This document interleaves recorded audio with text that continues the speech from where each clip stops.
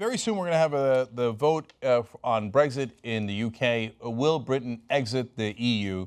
This is a very, very important vote for reasons that I'm going to explain. And then I'm going to declare which side I'm on. Ooh, dramatic. Not really that dramatic. I think you have probably a pretty good idea which way I'm going to go. But first, for those of you who are unfamiliar with this, I just wanted to give you a quick breakdown of the history and the context of this and to get to the heart of the matter here.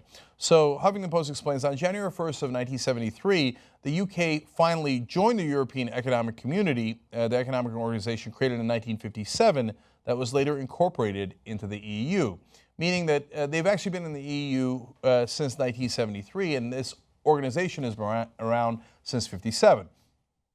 That means that yes, they've been there a long time, but they've also been one of the more reluctant ones. Sometimes they're called the awkward member of the EU. And then another important piece of context is that in 1999, 11 of the EU's members joined the Eurozone, a monetary union that adopted the newly created euro as its sole currency. As membership grew to include 19 states, the UK kept its own currency, the pound sterling, instead. Now there are 28 states, but the UK not joining the euro currency was a big deal, because the more you come together in every way, it's harder to separate, as Greece found out. Now, look, there are some downsides to that, clearly, both for Greece and in the case of the creditor nations like Germany. There's also great upsides in being unified. And so here we go again, that conversation in a different context going on in the UK. Although it's not nearly as stark as it was in Greece, because in Greece, they really couldn't do so many of the things that they wanted to do because their currency was tied in. The fact that their currency is not tied in allows the UK to have an easier exit, although it would still, in a lot of ways, be devastating in the ways that I'm going to explain, but it is a little bit easier. It's also less urgent. There isn't any kind of financial crisis or anything at the moment. There's feelings of, there's too many immigrants around. Now, that's not the only thing, but that is a large part, as you're about to see. So, now, why is this coming up in the first place? Well, David Cameron, who's more conservative, is the current prime minister. And back when he was running, he won in 2010 originally, said that he would push the EU for more concessions. And then he later promised an exit referendum around 2017. There was more pressure recently, so it got moved up, obviously, to 2016, and it's right around the corner now. Now, he did also get some concessions. Let me tell you about that. Notable parts of the agreement include more integrated governance of the Eurozone, allowing the UK to keep the pound sterling as its currency, permitting it the non-participation of member states in certain EU policies and objectives, and allowing Britain to limit the amount of benefits that immigrants to the UK are eligible to receive. So those are real concessions, because the other countries in the EU do have to follow those rules, and I'm sure that it is grating on them that the UK keeps wanting to be the exception and saying, oh, no, we don't want to follow the rules that the rest of you are following. And they got some of the concessions they were looking for conservatives, but of course, not good enough. So Huffington Post explains that Eurosceptics have framed the debate over the EU membership in terms of sovereignty, border control, and immigration. Well, that all sounds like immigration. I know sovereignty is a little larger than that, but it seems to boil down to that issue, and all of the leaders that are for leave talk about immigration over and over again.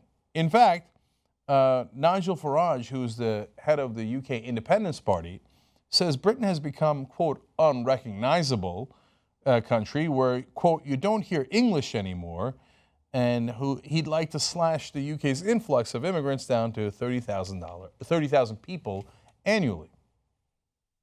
That's not really that subtle when you say it's unrecognizable. In other words, it's browner, it's not as white as it used to be, and people don't speak English anymore. Why don't they do things the way they used to be? Welcome to the world. The only thing that's constant is change, but conservatives don't like that. They want to try to hang on to the past and hang on to their kind of people. Now, on the other side are people like Nicola Sturgeon, who's the Scottish First Minister. There's a couple of things that he likes about the EU. One is that they're generally liberal policies. He says the EU is not perfect, but our membership brings significant benefits, such as the protection of employment rights, the right to paid maternity, the right to paid holidays, and not working more than 48 hours a week, and the right to not be discriminated against. So if you're progressive, and Europe is generally far more progressive, and in the UK, even with conservative leadership, is still far more progressive than, unfortunately, the United States, well, that appeals to a lot of people. Now, there are bigger financial concerns as well. So a vote, this is now Reuters, Reuters says a vote to leave would unleash turmoil on foreign exchange, equity, and bond markets, lead to a political crisis in Britain, and fragment the post-Cold War European order. So that is almost certainly true. Now, it doesn't mean that you can't recover from that. And so I think when people threaten economic issues and they say, oh my God, we're going to crash the economy, you're going to all lose your jobs, sometimes that's partially true, and this is an excellent example of that. Oftentimes it is fear-mongering, and it's because they want you to fall in line and do what the establishment wants. But you've got to use your judgment to figure out which is which. Now, in this case, the business leaders are also relatively united, and they say Britain leaving the EU would mean uncertainty for our firms, less trade with Europe, and fewer jobs. Now, I don't take business leaders at their word. They've got their own self-interest. In this case, though, independent analysts have looked at it and say, yeah, of course. If you're not part of a larger group that has open trade, well, that's going to lead to less trade, which probably will lead to less jobs and less opportunity. Now, the people who want to leave say, no, we'll be able to do trade negotiations fine. And eventually they will. Britain is a giant economy, and so at some point the EU will want to negotiate reasonable terms with them, and so will the US and other partners. But right now, for example, the leader of Japan has said, well, don't do it. Part of the reason we moved some of our companies to the UK, which created jobs in the UK, was because you were a gateway to the EU. If you're not part of the EU and the much larger economy of the EU, well, then we're not as interested. And even President Obama has said, look, we've got to do trade deals with our largest partners. And EU is much larger than you guys. They would have precedence. At some point, we'd get to you and we'd do a trade deal. Of course we'd do a trade deal. Britain, right? But would it be on as good of terms? Well, no, because they don't have as much leverage as the EU because they're not as large. So that part is definitely true.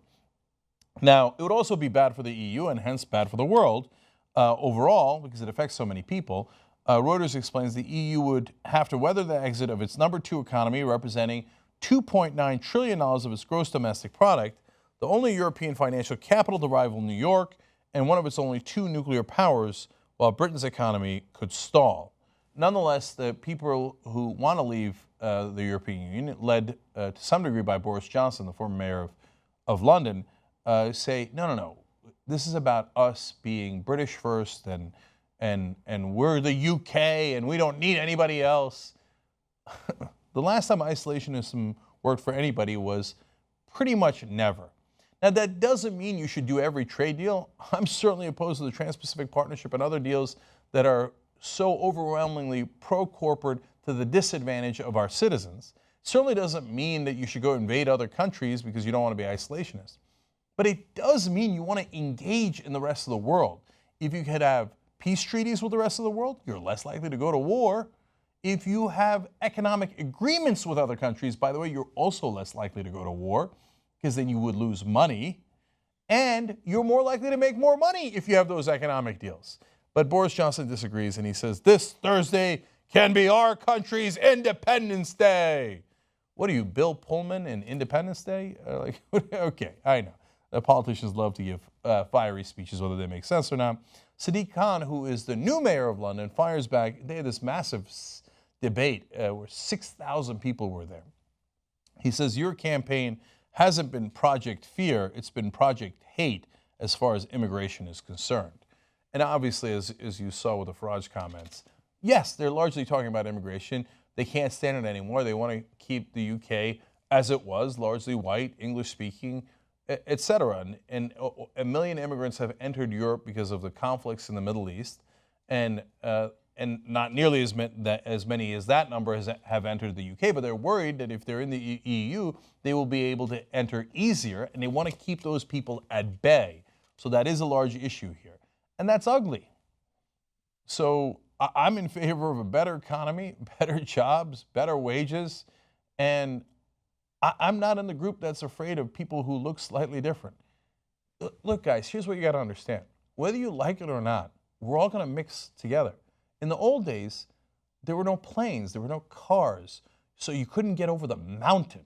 So that guy would stay on that side of the mountain, those guys would stay on that side of the mountain, and then obviously, this is getting really broad, but you'd have different races and you'd have different countries. Well, you know, the countries came by later, but tribes and clans, etc.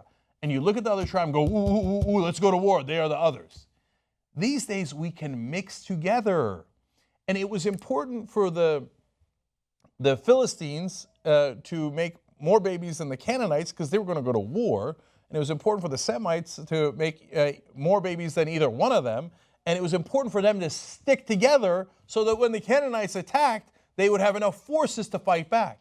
We don't live in that world anymore. We live in a world with planes, trains, automobiles, okay? We live in a world where we are, of course, going to eventually all mix together. Don't be so afraid of change. Yes, at some point that means you'll have a neighbor that doesn't look exactly like you. And sometimes he'll speak a different language. But you know what? You'll learn a little bit of his language. He'll learn a lot of your language. And you'll be the better for it. The more we mix, the healthier our, not only our societies get, but our economies get and our culture gets. And as conservative as America is these days, it's actually an excellent example of how that works when it goes right. We had a melting pot over here. And so, I mean, this is a silly example, but look at our food. Now we have pizza from the Italians, and bagel and lox from the Jews, and we have Wiener Schnitzel from the Germans, and Frankfurters and hamburgers. Okay, and we put that all together, and we think it's rather lovely. And you guys seem to like our chain restaurants throughout the world. And yes, that has led to a better economy. Yes, it has led to a better society. Sometimes veering a little too much towards corporate power, but that's a different issue.